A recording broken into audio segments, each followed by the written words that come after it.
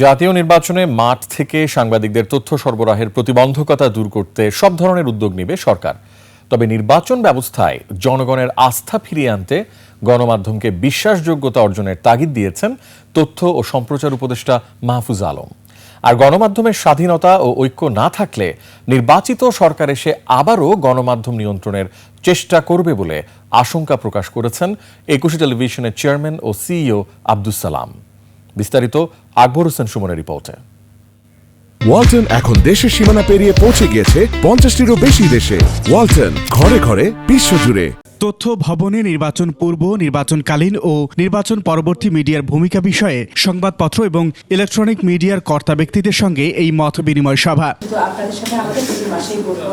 নির্বাচন সামনে রেখে গুজব, অপতথ্য ও বিভ্রান্তি এড়াতে ফ্যাক্ট চেকের পরামর্শ দেন সংশ্লিষ্টরা। শুধু ফেক নিউজের ব্যাপার না বা গুজবের ব্যাপার নয়, সেটা হচ্ছে আমি বলবো এটা একটা ইকোসিস্টেম গড়ে উঠেছে, ব্যাপক বড় ইকোসিস্টেম, যেখানে মূলধারার গণমাধ্যমের পক্ষে ওইটাকে ভেদ করে নাগরিক সমাজের কাছে সঠিক বার্তা পৌঁছে দেওয়া অত্যন্ত দুরূহ হয়ে পড়েছে। এই নির্বাচন কি হবে, এই প্রশ্নটা ছড়িয়ে দেওয়ার জন্য এবং এই ন্যারেটিভ তৈরি করার জন্য আপনি অবশ্যই সচেতন আছেন। আপনি দেখবেন যে একটা গোষ্ঠী অনলাইনে ব্যাপকভাবে বলে যাচ্ছে, প্রতিদিনই বলে যাচ্ছে, দেশে একটা পার্ট, বিদেশে একটা পার্ট।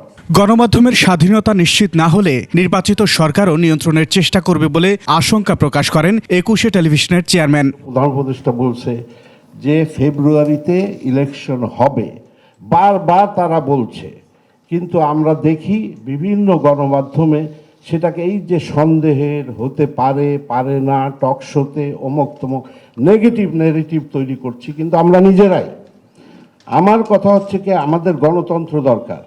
গণতন্ত্র যদি আমরা চাই তাহলে একটা সুষ্ঠু নির্বাচন দরকার। আমরা যে স্বাধীনতা পেয়েছি সে স্বাধীনতা রক্ষা করার দায়িত্ব আমাদের।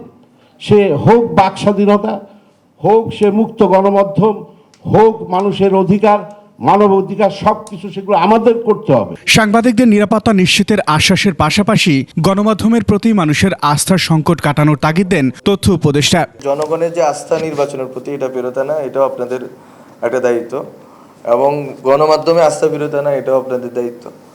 এবং পরবর্তী যেই সরকার আসবে সেই সরকারের নির্বাচন পরবর্তী যে সহিংসতার কথা আমরা জানি বাংলাদেশে হয়, তো এটা যাতে এড়ানো যায়, ওইখানেও যে সংকটটা আছে, ওই সংকটের ক্ষেত্রেও আপনাদের ভূমিকা আমরা মনে করি যে অনেক অনেক গুরুত্বপূর্ণ।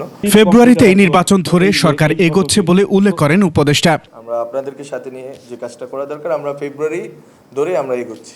আকবর হোসেন সুমন, একুশে টেলিভিশন, ঢাকা।